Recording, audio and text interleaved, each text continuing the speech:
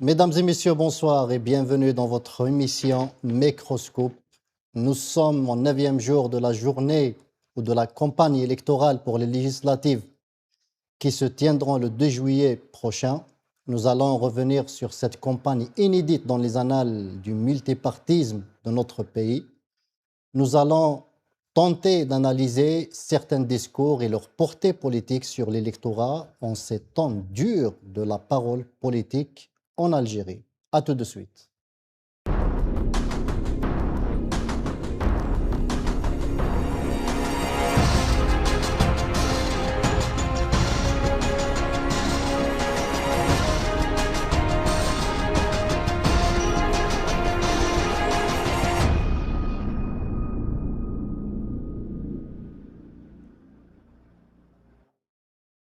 Pour en parler ce soir, j'ai l'honneur et le plaisir d'accueillir ici sur le plateau Maître Aïssa Rahmoun, secrétaire général de la Fédération internationale des droits humains. Vous êtes aussi avocat au barreau de Paris.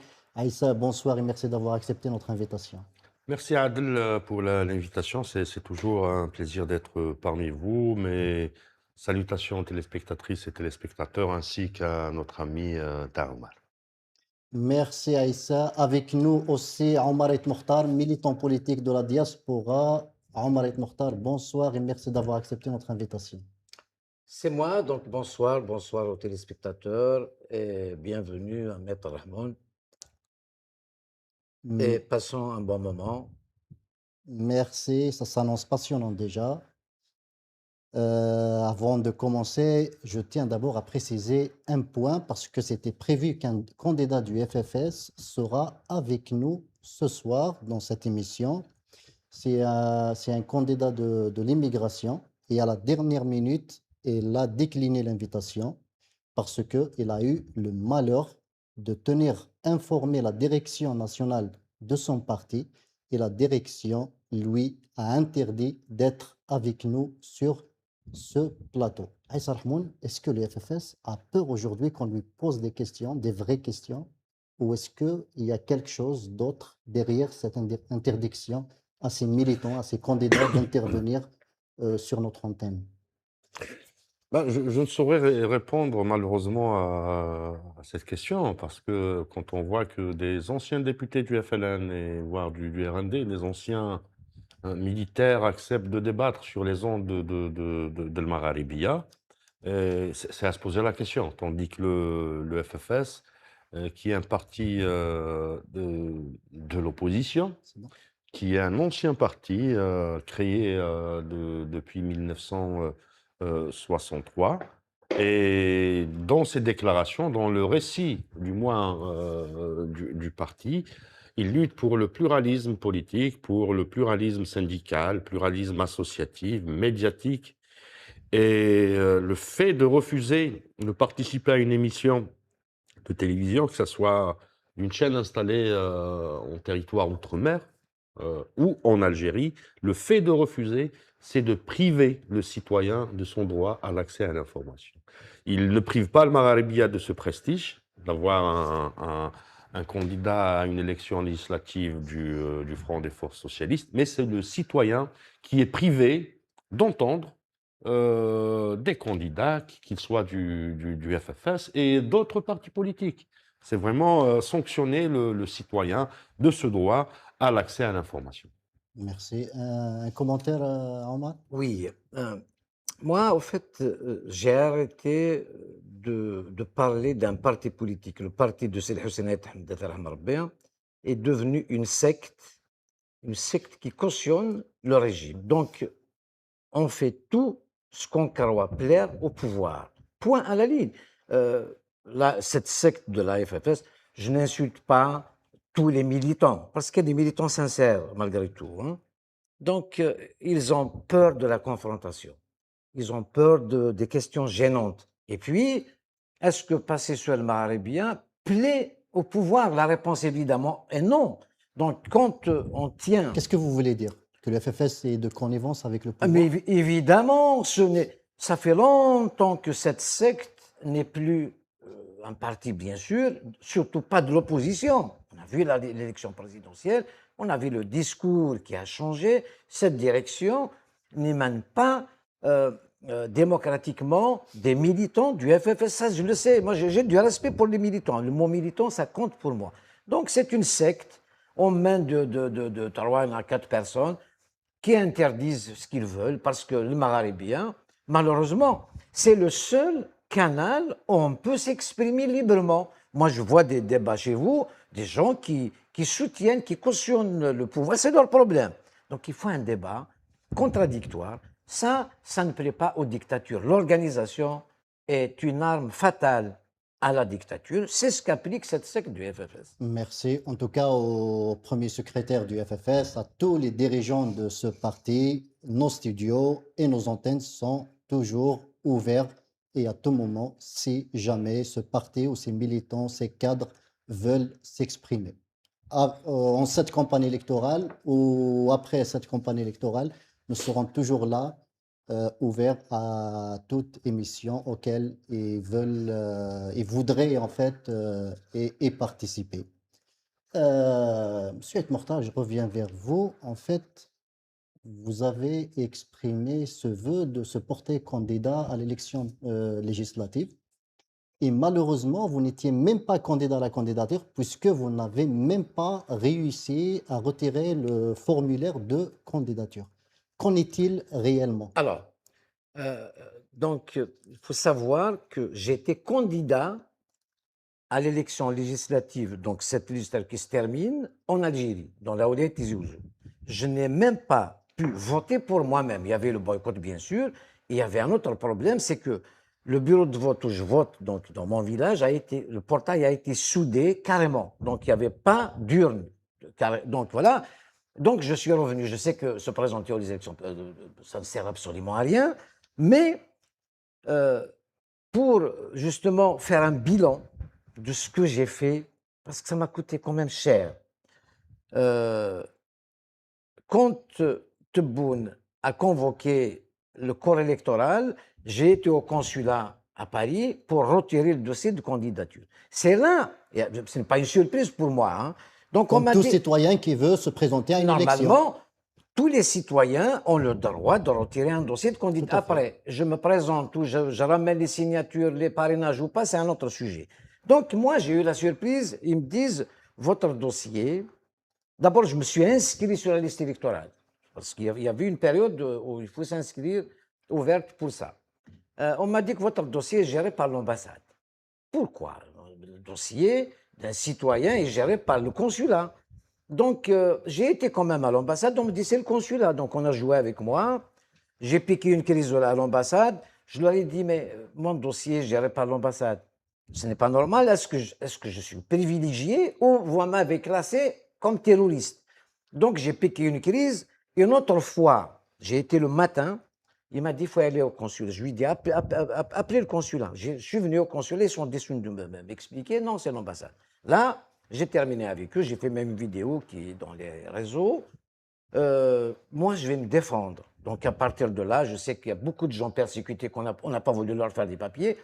De facto, on est déchus de notre nationalité parce qu'on ne veut pas nous délivrer ni un casier judiciaire, ni renouveler un passeport. Et finalement, on a fait un compte vite fait, les gens qui se sont manifestés. Il y a 11 000 personnes dans mon cas. Donc, non seulement je ne peux pas me présenter, on n'a pas refusé mon dossier parce que je n'ai même pas retiré le dossier de candidature. Et puis, Mais dans votre cas précisément, qu'est-ce qu'ils vous reprochent? On me reproche ma liberté de parole, le fait de dire à Tebboune, parce que moi j'ai fait la première campagne de Tebboune. Je lui ai dit à mi-mandat, je vous retire ma confiance. Vous avez fait la campagne pour l'élection de Tebboune. L'élection de moi, tu sais que rares qui sont comme moi à faire le 5e mandat et être contre le Hirak. Moi, je l'étais. J'étais contre. Et vous l'assumez. Je savais que le Hirak allait emmener les gens dans le mur, pire que la situation d'avant, et c'est le cas, vous allez regretter le passé.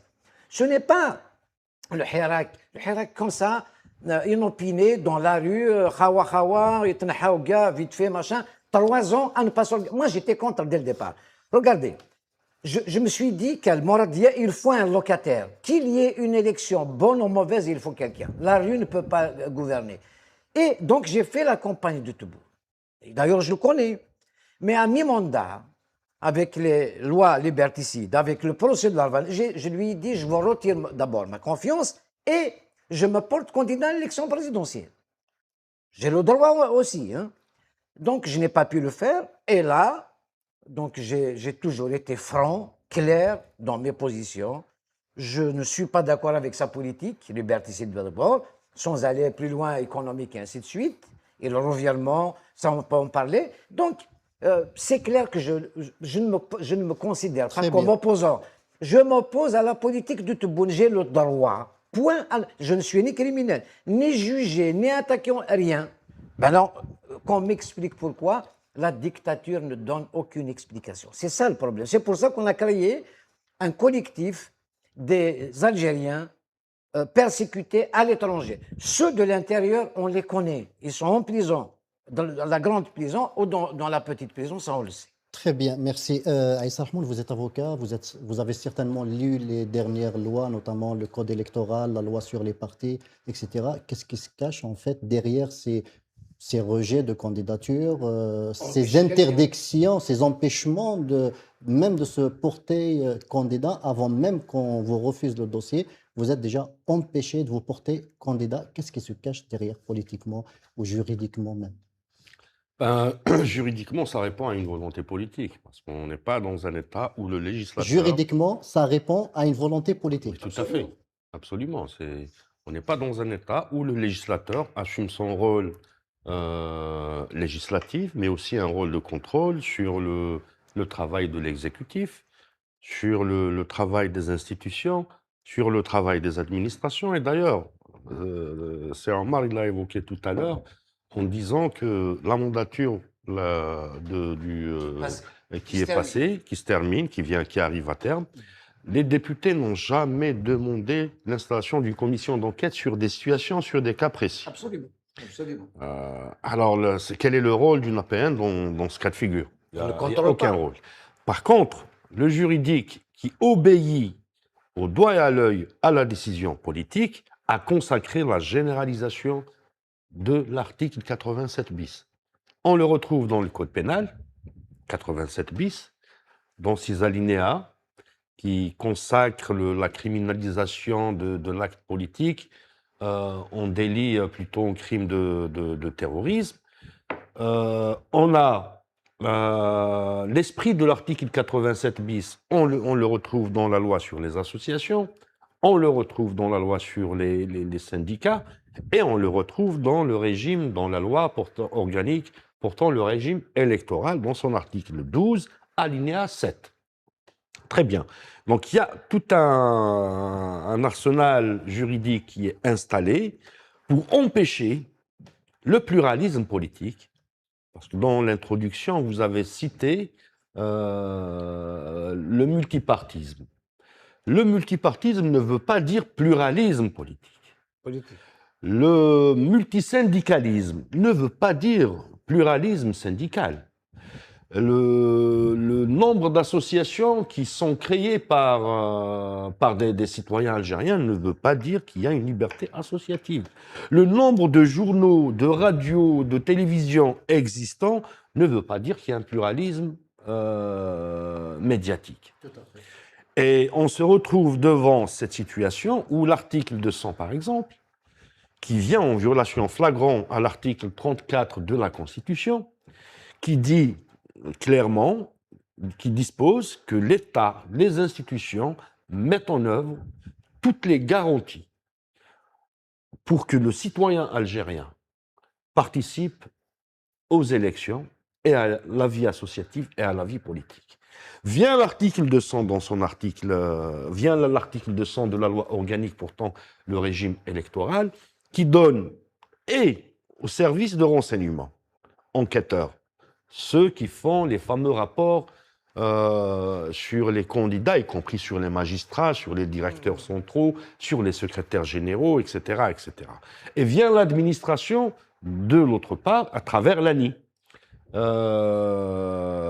L'autorité nationale, j'allais dire agence, l'autorité nationale indépendante des élections, qui, en fin de compte, c'est comme l'esprit de l'article 87 bis, peut classer Daoumar comme éligible à une compétition électorale et déclasser Adel pour qu'il ne soit pas candidat à une candidature ou à une élection présidentielle ou même législative. Et cette loi a laissé en fait des candidats qui soient validés 3 jours, 4 jours, même 5 jours après le lancement officiel de la campagne Ça électorale. vient en amont. Ça vient en amont. Et là, on retrouve le déséquilibre dans l'égalité des chances en termes de campagne.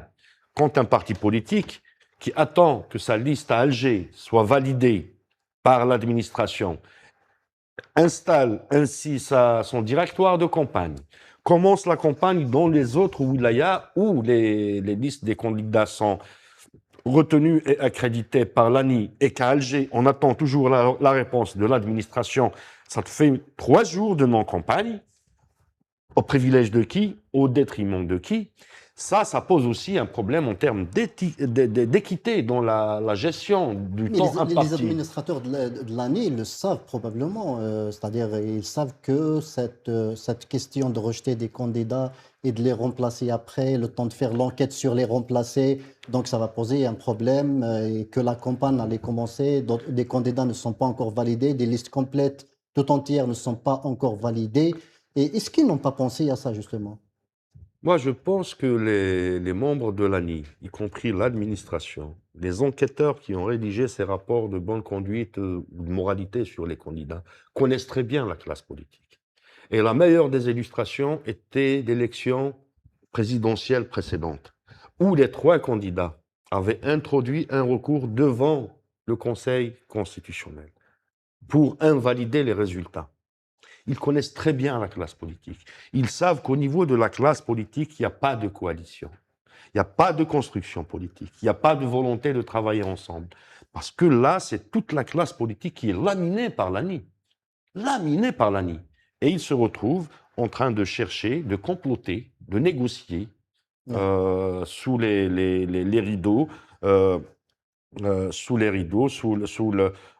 le regard du citoyen sur cette compétition, qui on va faire monter, qui on va sacrifier autour de la liste. Et ça, le problème, c'est que le citoyen est au courant de ces enjeux. Justement, nous avons reçu le président de l'URCD, Ahmed Mazouz, ça fait 2-3 jours. C'était le lundi. Il dit avoir des preuves que des partis ont négocié la réhabilitation de leurs quelques candidats qui ont été refusés ou rejetés par Ça, c'est un secret de polichinelle. l'autorité l'ANI. Ça, c'est un secret de polichinelle. Souvenez-vous, en 2012, un candidat du FFS qui a conduit la liste du FFS à Tizi Ouzou, qui n'a jamais eu sa carte de vote. Il habitait à Délis. Il n'était pas dans le fichier électoral de Tizi Ouzou. Délis. Il ne pouvait pas être candidat sur la liste de la circonscription de Tizi Ouzou. Il se retrouve tête de liste à la wilaya de Tizi Ouzou. Carte de vote établie 24 heures avant. Il participe à l'élection et il devient député. Rachid Halet, qui était 1 année et demie après exclu du même parti. Tout à fait. Monsieur Aït Mokhtar, juste après en fait la loi, l'article 200 du code électoral, il y a la charte qui a été imposée aux partis de signer et que tous les partis ont signé, à l'exception du RCD. Et dans cette charte, c'est-à-dire les partis s'engagent à ne pas émettre des critiques, il leur est interdit en fait de critiquer leurs concurrents politiques. Il leur est permis seulement de dérouler leur programme électoral. Quel est votre commentaire? D'abord, je salue le RCD, qui est cohérent.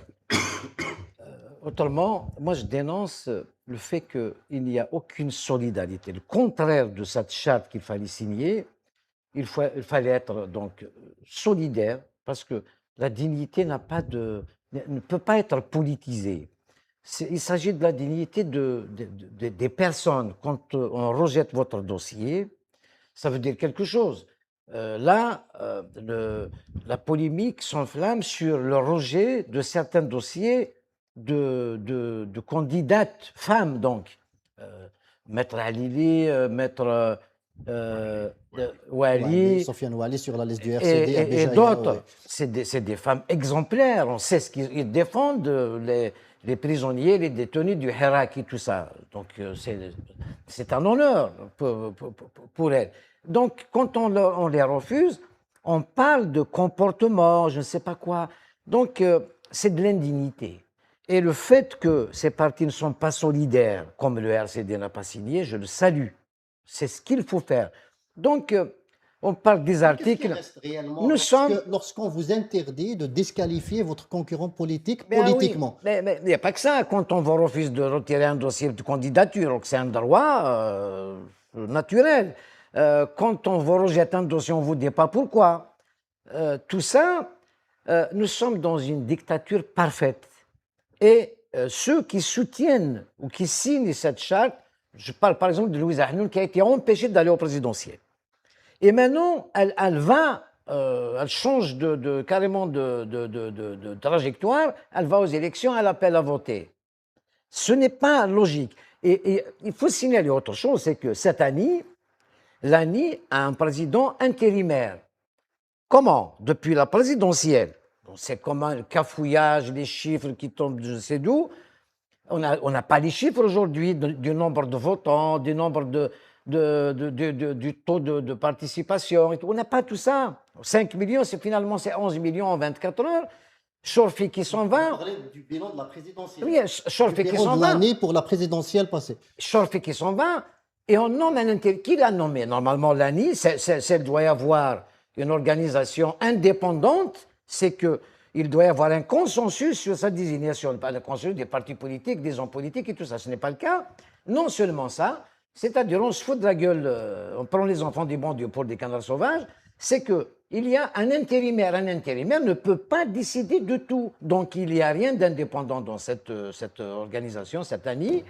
Et les partis politiques, un intérimaire qui fait signer les partis politiques. Quel parti, Dieu sait que la majorité des partis politiques sont fabriqués pour polluer l'espace public et bien sûr l'espace politique. Il n'y a rien de politique. Il n'y a pas d'élection. On n'a jamais fait d'élection en Algérie, donc transparente. Et ce n'est pas demain que ça va commencer, comme a dit donc Maître Rahmoun, une législature qui se termine. Ces députés. D'ailleurs, il y a deux choses. Hein. La législation qui s'est terminée. Aucune commission d'enquête. Donc, ils sont d'accord sur tout. Non seulement ça, les décommandements de Boualem ont été votés à 100%. Ça n'existe nulle part au monde. On va y revenir. Tant que vous avez parlé des partis politiques, nous allons regarder ensemble cette vidéo. هل ما زال حزب جبهة التحرير الوطني قادرا على قيادة المشهد السياسي في الجزائر أم أن الزمن تجاوزه؟ هذا السؤال يعني من المفروض ما يطرحش. لماذا؟ فجبهة التحرير الوطني ستبقى وستظل بإطاراتها المخلصين ومناضليها ومناضلتها، فهي خزان من الإطارات الوطنية الأصيلة لا تزال تقود المشهد السياسي في المراحل القادمة بإذن الله. إننا نؤمن أن البرلمان القادم يجب أن يكون برلمان الكفاءة، يجب أن يكون برلمان النزاهة، يجب أن يكون برلمان الأفكار الصاعدة من القاعدة إلى القمة، يجب أن يكون برلمان يواكب ويرافق تلك التحولات الاقتصادية والاجتماعية والسياسية التي تعيشها الجزائر اليوم. يجب أن نحصل المكتسبات ونحصل الذاكرة ونطعم المجتمع ونواجه كل التحديات والأخطار حتى ونختلف. شيء طبيعي جدا، الاختلاف رحمة، نختلف في الأفكار، نختلف في الأساليب، نختلف في الرؤى، ولكن طريقنا واحد وهو الجزائر. Merci. Aïssa Rahmoun, le régime algérien qui a fait de cette classe politique ce qui est devenu aujourd'hui, on voit le responsable du FLN qui parle encore de la main étrangère, la main invisible, la théorie du complot, mais qui ne donne aucune Aucun argument, aucun argument, aucune preuve. aucune preuve concrète en fait. Après, il y a Boutbir qui parle de tout sauf de son programme politique, sauf du programme politique pas- ou électoral de son parti. Euh, et pourtant, le régime, les décideurs algériens qui, comme je l'ai dit, savent très bien que les Algériens regardent aussi les réseaux sociaux, regardent la télévision et regardent comment ils sont les discours politiques dans d'autres pays aujourd'hui. Est-ce que c'est avec ça que le président Tebboune va construire un front interne? Parce qu'à chaque fois, le président il revient pour dire qu'il faut un front interne pour faire face aux menaces étrangères. Le chef d'état-major, c'est ce qu'il répète à chaque fois. Est-ce qu'avec cette classe politique, qu'on peut en fait constituer ce front interne, ce fameux front interne? Écoute, Adel, avant de répondre à la question qui a, en fin de compte, qui a des soubassements, on peut toucher à plusieurs points, je voudrais revenir sur la question de la publicité. La publicité qui est une forme de campagne. C'est une campagne en elle-même. Et Quelle publicité? J'ai pas compris. la campagne, c'est une publicité. Oui, Quand on fait tout à fait. campagne, c'est On fait la publicité pour un programme. c'est de la publicité, c'est de la communication, donc c'est de la publicité. Quand on signe une charte imposée par l'administration, moi, je pense que cette charte est un code de conduite plutôt qu'une charte. Oui. C'est un code de conduite Imposé. dirigé, imposé à la classe politique. Ce code de conduite qui interdit aux candidats aux législatives de critiquer les anciens députés qui vont critiquer l'action du gouvernement, qui vont critiquer toutes les démarches politiques qu'a eu l'administration, mais aussi l'exécutif. C'est un véritable code de conduite. Parce que dans la publicité, il y a deux sortes de publicité. Il y a ce qu'on appelle la publicité fonctionnelle, c'est-à-dire pour ton parti, c'est quoi la fonction de ton parti, son idéal politique, son programme économique, sociétal, etc., etc. Il y a la publicité personnelle. C'est ce que le député doit apporter à la législation, à la société, à la mandature et ses engagements devant le peuple, pas devant l'administration. Parce qu'avec cette charte, on signe un engagement devant l'administration, mais pas devant le peuple. Et le député est censé être le représentant du peuple. Ça, c'est pour mettre un peu de récit contradictoire dans ce qui s'apparente à un engagement populaire en signant ce code de conduite. Maintenant, effectivement, quand on entend le récit des partis politiques, est-ce qu'on a vu des candidats? Moi, je ne suis pas très souvent des campagnes de ce type à la tunisienne ou à l'algérienne. Est-ce qu'on a vu des candidats dans une table ronde, Un débat contradictoire. dans un débat contradictoire? Jamais. Est-ce qu'on a vu les présidents de partis politiques dans un débat contradictoire comme ça se passe un peu partout ailleurs? Comme ça se passe un peu partout ailleurs. Et dans le code de conduite, Ça répond peut-être au fait que le FFS a interdit à un de ses candidats d'être avec nous ce soir. c'est l'une des réponses. C'est l'une des réponses. Mais après ce discours des deux chefs politiques qu'on vient de voir, l'une qui confirme que le FLN, c'est l'éternel ANC sud-africain, c'est l'éternel ANC, que tous les présidents ou tous les responsables de l'administration, l'article 200, c'est comme 120. c'est comme l'article 120, il nous rappelle subitement l'article 120. Et quand on voit notre larbin du régime, qui était élu tout récemment à la tête, je pense, du Parlement africain, quelque chose comme ça. Mais Fath Boutbir. c'est quoi le rôle de ce Parlement africain? Rien. Si ce n'est de les damner de la terre encore davantage, le peuple africain. Si ce n'est que de mentir sur ce continent. Et quand on voit ce récit, on ne peut pas trouver ce front national, ce front intérieur, tant décrié, tant auquel Tebboune fait appel, on ne peut pas le retrouver dans ce genre de discours et de récits. Très bien. Monsieur Et Mortal, comment peut-on en fait convaincre les électeurs de voter pour nous lorsque on ne déroule pas notre programme, mais superficiellement de Non, mais, la menace étrangère, des... tu sais, ça devient soit un vote tribal, soit des désignations. Le pouvoir, il fait ce qu'il veut. Mais vous avez passé un reportage, le président du FLN, de la Ben Yourada Kagir, Boutbéga gagné de Parlement européen, de Parlement africain. Le Parlement africain, c'est un truc fantoche. C'est absolument, même pas consultatif d'ailleurs. Le patron du RND, Voutsfahagi, comment il s'appelle, 50 euros, 3 millions, je ne sais pas quoi. Bouden. Abdelkader Ben Ged Bouden Kisqaran, Mounzer Bouden, le secrétaire général du RND. Abdelkader Ben Garina. Il y en a d'autres aussi. Je crois que ce régime se moque, insulte l'intelligence des Algériens. Donc, qui disent كل صور ضم كي تسرن وتسحب لنا مشارات ديال qui sont l'Algérie, ils veulent gouverner comme ça. Déjà, la législature qui se termine, on vote à main levée à 100%. Il n'y a même pas une personne qui dit moi je m'abstiens, je vais voir. Dans la charte, est-ce qu'on sait qu'est-ce qu'il y a dedans? Même plus que ça, c'est un rare, je m'excuse. Il y a un effet de sanction du peuple. C'est le fait on le punit. De punir punition. le peuple pour avoir le 22 février 2019, sortir dans la rue et réclamer un état de droit, une démocratie.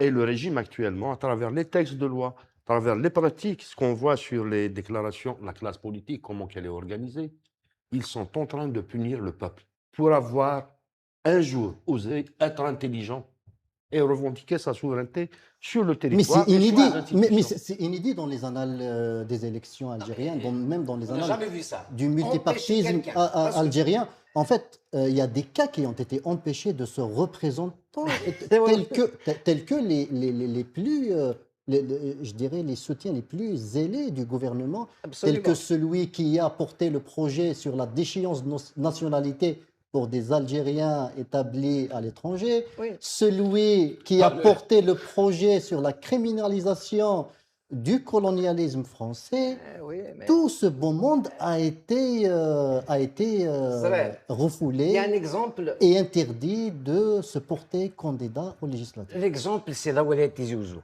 Quand on empêche donc des candidats, on refuse leur dossier, Hamoud Boumdine par exemple, Hakim Saheb, Madame Ali, Maître Ali, c'est des gens compétents. Mais ces gens-là, ils ont besoin de débattre. Vous allez me dire, ils n'aiment pas le pays, ces gens-là. Pourquoi les diaboliser, les salir? Parce que refuser son dossier, c'est pratiquement salir quelqu'un. Pourquoi? Qu'est-ce qu'il a commis comme crime? Pourquoi ne pas les condamner alors? Le cas de Hamoud Boumdine, par exemple, il était emprisonné pendant 24 mois, non plus, et puis on le relâche acquitté. Il a été acquitté. Attends, mais qu'est-ce que tu lui reproches? Quand tu as des candidats qui sont déjà à la PWI, alors il faut les arrêter à la PWI. Tu ne veux pas qu'ils aillent à la PN. Pourquoi tu les laisses à la...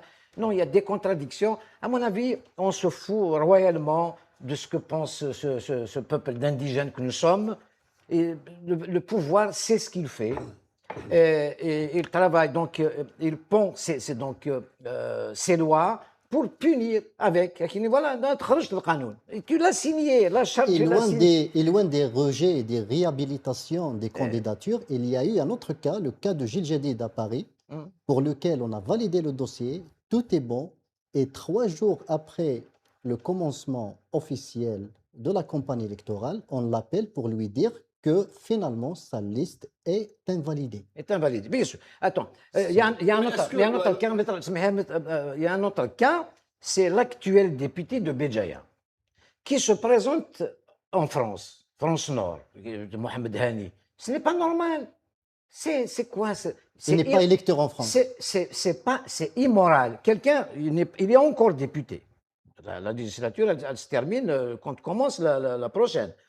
Il est encore député. Comment tu te présentes dans ta circonscription? OK, ils donnent un bilan, parce qu'ils ont peur de donner un bilan donc au Bougiote, c'est là où il est à Béjaïa. Il vient s'incruster dans l'immigration. Je ne vois pas qu'est-ce qu'il a à faire avec l'immigration. Oui, il était dans la commission des affaires étrangères à l'APN, truc fantoche. Mais pourquoi donc il y a 2 poids 2 mesures? Mais je pense qu'avant qu'il se présente déjà à Béjaïa, il était électeur en France et il était résident en France, Et non? ça, je l'ai fait moi-même. Il faut se désinscrire ici pour aller là-bas. Donc il est inscrit là-bas. Il est député, c'est qu'il est inscrit à Béjaïa. Mais comment veux-tu qu'il vienne s'inscrire ici et pour se présenter ici? Très bien, merci. Donc- Tamar, on est un petit peu dépassé par le temps. On va regarder ensemble cette vidéo justement. إخواني أخواتي الانتخابات هي عملية سياسية. احنا كجزائريين واحنا في حالة المجتمع السلمي صوتنا مع أحزابنا الموجودين في البرلمان على قانون اسمه قانون التعبئة العامة. أول مظاهر التعبئة العامة هي الانتخابات، هي التفاف الشعب حول مؤسساته السيادية، حول مختلف المؤسسات السيادية التي تمثل هذا الوطن. ولذلك التعبئة العامة ما هيش غير لوجيستيك، ما هيش غير حصر الطاقات والإمكانيات باش نوفرها، لا، التعبئة العامة في جوهرها أن يشعر كل المواطنين بأن صوتهم وأن إرادتهم السياسية وأن توجهاتهم السياسية هي من يحكم المؤسسات السيادية. الشعب يحتاج إلى أنه يثيق في المؤسسات، يثيق في المنتخبين، يثيق في الإطارات، يثيق في كل شيء، لأن الثقة يا إخواني رابطة معنوية محفزة ودافعة ورافعة لاهتمام الشعب بالعملية السياسية وبالانتخابات وبهذه المؤسسات التي ننتخبها. احنا عندنا الساحل فيه 1200 كيلومتر، قادرين نوفروا موانئ وميناء، نصف من الموانئ الكبرى اللي تقدر تحقق لنا انه يولي ميناء اقتصادي كبير ما يحلش مشاكل. Aïssa Rahman, encore une fois, il ne dit rien du programme politique de son parti, ni de l'idéologie qu'il représente en fait, mais il parle aussi de la loi sur la mobilisation générale. Je sais que dans votre champ de prédilection droit de l'homiste, vous avez travaillé longuement sur cette loi. Est-ce que la loi sur la mobilisation générale, justement, c'est d'appeler la population à aller voter massivement? Encore une fois, l'esprit du 87 bis est dans les déclarations de celui qu'on vient d'écouter, le président du NSP. C'est-à-dire? C'est-à-dire que le fait qu'ils ont participé et qu'ils ont opté et adopté la loi sur la mobilisation générale, c'est ce qu'il avait dit, considérant que l'acte de vote, pour lui, le jour du vote, le 2 juillet, il va voir tous les Algériens courir vers les centres de vote et les bureaux de vote et donner leur voix aux candidats. Pour lui, c'est une mobilisation générale.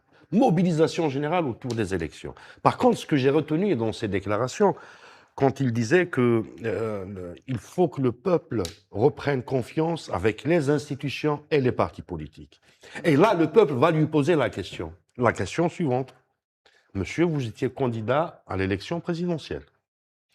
Vous avez eu un taux de participation, les résultats autour de 2-3%, si je me rappelle bien. Ah ouais, donc vous ne représentez rien. Et qu'il a introduit un recours, lui, le premier Matt secrétaire national du FFS, et Tebboune devant l'instance compétente. Et qu'il a accepté les résultats donnés par la deuxième instance. Quand on est candidat à une présidentielle et qu'on n'arrive pas à accéder au fauteuil de la présidence, on devient opposant. Absolument. On devient opposant. Parce que j'ai un programme, j'ai une ligne politique. Sinon, pourquoi se présenter? Sinon, pourquoi se présenter? Et dès lors, pourquoi adopter au Parlement cette loi sur la mobilisation générale? Cette loi qui met à pas, pour l'anecdote, il considère le peuple comme des djounoud. Oui. Dans la loi sur la mobilisation générale, dès que l'institution militaire demande qu'il n'y aura plus de grève au niveau des établissements de l'éducation, il n'y a plus de grève. Que les médecins soient mobilisés pour le besoin de l'intérêt général ils vont être mobilisés. Que les congés payés soient annulés, c'est la mobilisation générale. Que les avocats ne plaident plus, c'est de la mobilisation générale. Que les parquetiers, les chefs de cour, les magistrats appliquent ce que dit l'exécutif, c'est la mobilisation générale. Et la mobilisation générale, c'est vraiment une loi d'exception. Et les lois d'exception, c'est la remise en cause de l'état de droit. Et on voit un président d'un parti politique qui est censé prendre le pouvoir, accepte de remettre en cause le principe de l'état de droit. Si tu additionnes 87 bis et cette loi de la mobilisation, on va revenir, donc l'Algérien est indigène qu'a laissé le colonialiste français. Il a le droit à rien. Quand on appelle, tu te mets aux ordres. Voilà, donc il n'y a aucun goût. L'Aïd, on importe des moutons par avion. Et puis, il ose dire dans un conseil des ministres, on fait une enquête sur les moutons, encore les moutons. Et vous savez, quand on passe ces figures, je crois que les Algériens ont vomi tout ça à la politique. Si certains aillent voter, c'est parce que par peur. Si tu votes, donc tu soutiens pratiquement le pouvoir. Sinon, tu es contre le pouvoir. Contre le pouvoir, on peut appliquer le 87 bis. Ça, c'est une chose. Et puis, moi, je vais terminer. J'ai eu mal hier quand l'Algérie a perdu 3-0. Contre l'Argentine, c'est un peu logique, mais on a politisé encore l'équipe nationale. On a mis un gardien qui s'appelle Zidane pour faire du lobbying. Ce n'est pas le meilleur, il ne mérite pas sa place. Ça, c'est de la politique.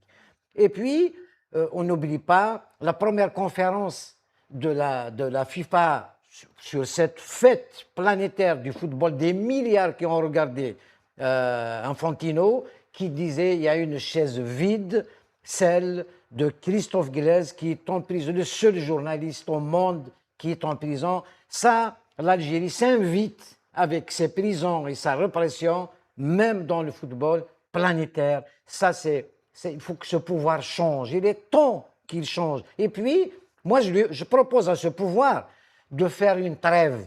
Arrêtons les frais. Arrêtons de classer des gens terroristes, de ne pas faire les papiers aux gens, d'interdire aux gens de sortir du pays. Arrêtez Karim Taboul, laissez-le tranquille. Fethi Gharas, laissez-le tranquille. Sortez de prison les détenus d'opinion et les condamnés à mort. Arrêtons les frais. Ça va coûter très cher au pays. Parce qu'on aime ce pays. Ce n'est pas comme ça qu'il faut le gérer. Très bien. En plus de ces partis qui tiennent un discours carrément révolu, j'allais dire, et qui ne déroulent même pas leur programme politique. Je pense qu'il y a des politiques aujourd'hui qui sortent de l'eau, du lot, comme on dit, et on va regarder ensemble cette vidéo. المسارات السياسية أي نتاج للتطورات وللتراكمات، بصح الإصلاح السياسي أو الاقتصادي أو الثقافي أو الاجتماعي هذا بالعكس يجي بقرارات تتخذ داخل الجهاز التنفيذي، لكن الجهاز التشريعي عنده دور كبير، عنده دور كي يكون جهاز تشريعي تاع الصح، معناتها يستعمل الصلاحيات تاعو تاع الرقابه تاع المساءله، ياخذ مبادرات، يعدل القوانين الماليه، يعدل المشاريع القوانين. اذا هنا الاصلاحات تقدر تصير، وحنا من بين الالتزامات نتاعنا 37 واللي ماهيش حصريه، يعني نجموا نزيدوا نوسعوا. احنا من بين الاهداف تاعنا انه داخل المجلس الشعبي الوطني نسعى والناضل باش تكون الاصلاحات السياسيه والاقتصاديه، يعني نصوبوا الامور اللي احنا شايفينها لازم تتصوب. بيان سور باش يكون هذا الشيء لازم يكونوا نواب تاع الصح، نواب حقيقيين يحترموا العهده تاعهم، يعني التفويض الشعبي، وهذا النواب لازم يدعمهم الشعب. غدوه عندكم ممثلين في المجلس الشعبي الوطني. Sincèrement, Louis Zahnouni n'a pas cessé, il faut le dire, sur ce plateau, de porter la question des détenus politiques et d'opinion jusqu'à il y a quelques jours dans la campagne électorale. Et aujourd'hui, il semble croire à la prochaine Assemblée nationale. Est-ce que le peu de députés qu'il pourrait avoir demain, parce qu'il n'a même pas beaucoup de listes pour dire qu'il aura une majorité même relative à l'Assemblée de demain, est-ce qu'avec le peu de députés qu'il aura à l'Assemblée prochaine, pourrait faire quelque chose, pourrait amorcer des petits changements, des petites réformes? Louis Ahnoun, dans ce que j'ai entendu du moins de ce petit passage, elle évoque ce que les sociologues appellent le cumul politique, التراكم سياسي. Et le cumul de la pratique politique consiste à avoir dans la population, chez le peuple, chez la classe politique, ces mécanismes de transition pacifiques qui permettent d'accéder au pouvoir avec des moyens pacifiques et de quitter le pouvoir avec des mécanismes pacifiques. Du moins, c'est ce qu'elle répète dans son discours. Elle parle comme si nous étions dans cette ère où, aujourd'hui, la souveraineté populaire est acceptée par l'exécutif. Elle parle de volonté politique, c'est très important. Quand l'exécutif, dans les décisions cadres, qui engagent la nation, l'État, dans l'état de droit, dans des orientations politiques, sociales, démocratiques, qui partagées par les populations, le député, l'instance législative, vient apporter par l'observation des commissions d'enquête, par le Moussa'ala, les questions, par des propositions de loi. Est-ce qu'on a eu, durant les mandatures, des groupes parlementaires avec des propositions de loi? On n'en a pas vu. Si, il y a eu le projet de loi sur la déchéance de nationalité, le projet de loi sur... Par la présidence, par Boala. Faut arrêter. Demandé par l'exécutif. Absolument. Et là, il s'agit de propositions de loi, parce que les projets de loi, c'est l'exécutif qui vient avec des projets de loi. Et les propositions de loi, ça vient à travers les groupes. Et encore, c'est grave que des députés arrivent à l'Assemblée pour déchoir les Algériens de leur nationalité. Le même député est déchu de sa citoyenneté. Et on voit le résultat. Quand un député propose à l'hémicycle Zéro Youssef d'ôter la nationalité aux Algériens qui sont opposants, qui critiquent le régime. Mais et lui-même, ce même député, il se voit aujourd'hui, une année après, même pas une année, déchu de sa citoyenneté, de l'exercice de la citoyenneté. Voilà. Donc, c'est l'arroseur arrosé.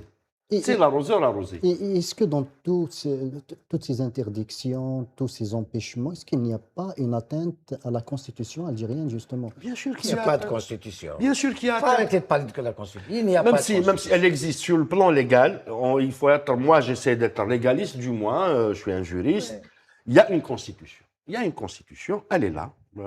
Qui n'émane pas du peuple. Il y a un président de la République, oui, il est là. Qui n'émane pas du peuple. Par la force des choses, c'est un président de fait, c'est une constitution de fait. C'est un chef d'État. La Constitution dispose les lois, que ce soit après les lois organiques, le Code civil, le Code pénal, toutes les lois qui vont sortir du Parlement, doivent obéir à l'esprit de la Constitution. Ouais. Et dans la Constitution algérienne, ce qui est dit, c'est incroyable que les conventions, les pactes internationaux ratifiés par l'Algérie, publiés dans le journal officiel, sont supra-constitutionnels en termes de hiérarchie des normes. La Constitution arrive en deuxième position et les lois en troisième position. On retrouve un schéma où toutes ces lois légiférées, liberticides, n'obéissent ni à l'esprit constitutionnel, encore plus violent les pactes et conventions internationales ratifiés par l'Algérie. Très bien, avant de vous passer le dernier mot, on va regarder ensemble cette vidéo, c'est la dernière. فربي يحفظكم ويكرمكم كرمتونا بهذا اللقاء وبهذه الجلسة المباركة إن شاء الله احنا واش نقول لكم ربي يجمعنا مع بعض غدا يوم القيامة الله يجمعنا إن شاء الله في الفردوس الأعلى مع سيدنا رسول الله صلى الله عليه وسلم وأنا دائما نقول هذه الكلمة وتعلمتها من الشيخ حمد Un dernier mot, moins de 30 secondes. Est-ce qu'on va à l'Assemblée nationale ou on va dans l'au-delà? Non, Ben Guelena, il va au paradis. D'ailleurs, ce paradis où il veut y aller, je n'ai pas envie d'y aller, moi. Bon, je veux dire une chose sur Louise Hanoun. Elle me fait pitié. Je l'aime bien. Elle était utile dans le paysage politique algérien, mais manger des couleuvres comme ça depuis la présidentielle auquel elle a été donc empêchée, manger des couleuvres comme ça, je me dis, il ne reste plus rien. Ils ont tué l'espoir. Donc, Louise Hanoun piquait des crises de temps en temps qui étaient utiles. Maintenant, elle se ronge comme ça, c'est honteux. J'ai pas envie de dire plus pour Louise Hanoun. Merci Amaret Mokhtar. Aïssa Rahman, on va au Parlement ou dans l'au-delà, selon Ben Guelena. Je vais répondre, ça m'a fait rire sincèrement. ربي يحفظهم ويبارك فيهم ان شاء الله. Ça m'a fait rire, pourquoi? Parce que فانتم راكم اهل كرم. ça me rappelle une très belle chanson du chanteur Idir, Rabbi Yarhamou, qui disait que Inch'Allah, ça veut dire que Inch'Allah est une maladie.